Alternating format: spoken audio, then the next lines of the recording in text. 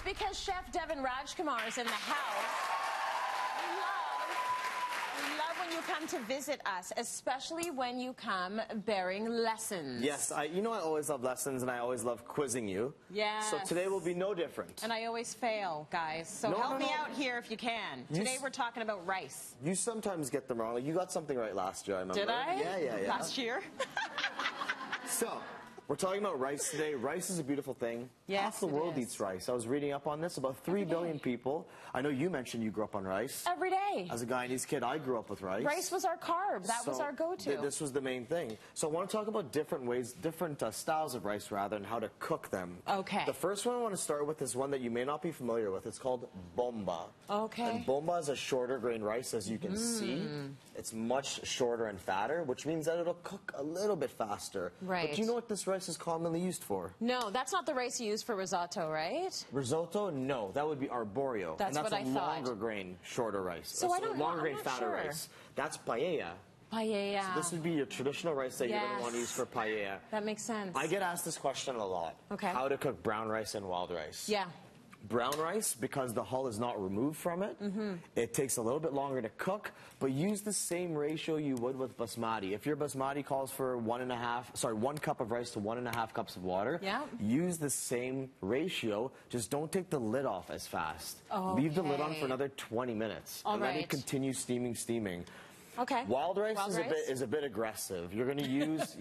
You're so aggressive. Calm down. So for a cup of wild rice, you're going to want about 1 liter of water. Oh, wow. And you boil it till it splits. All wild rice can act a little bit different. I know cooking it for catering and at a couple restaurants that...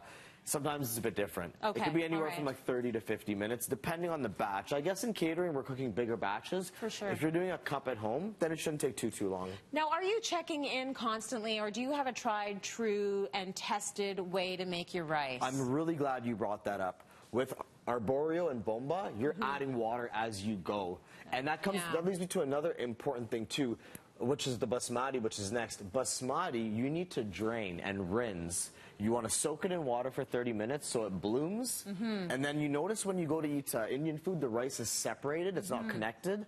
That's because it's better suited for curries. Okay. Okay, and then moving on to jasmine rice, much more floral, but again, the same thing. You can soak it and things like that. Okay. And then we have long grain rice as well. So this is the jasmine? This is the jasmine, and often used in what style of cooking? Very popular in one specific style of cooking. It's very, very popular for Indian cooking. Thai cooking. Thai cooking. Basmati is... Thanks, guys.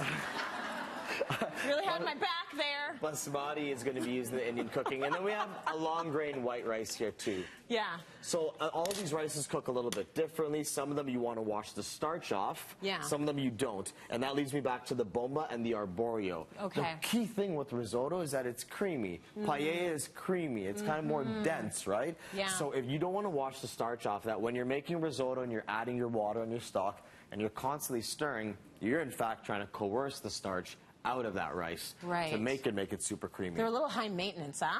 Very high maintenance. There's so much coercion happening there. I think that's why a lot of people go out to restaurants to eat it, because they don't want to make it at home and sit there for 18 minutes. Yes. That's cool. Come to my restaurant. So we have Tricolor Quinoa here. Yes. Not a rice, but I really wanted to bring it up because it follows the same principle for cooking a lot of different rices. Yeah. And that is... You're going to bring your water to a boil. You're going to add in so let's say you bring for quinoa 2 cups of water to the boil. 1 cup of quinoa goes in. Cover it, put it to the absolute lowest setting on your stove or your electrical top or your induction burner. Yes. And leave it for about 17 to 18 minutes, and it'll fork perfectly every time. Oh, really? Basmati is a very similar process, and I'm going to get into that in a little bit later. Yeah. We have another thing here. It looks like cereal. Yeah. This is pearl couscous, so not a rice, but I wanted to include it because it's something that I use so often. Okay. And again, you boil it for 7 or 8 minutes until it's done. So that's rice, and it's easy to cook. And once you get it right, you got it right. I would say read the instructions. Right? Because sometimes we just think, oh, it's all the same. I'm just going to do what I always do. But as you can see, they're all different, and you've got to look at the instructions on the packaging in order to know. That's it. Or you have to be Chef Devan, one or the other.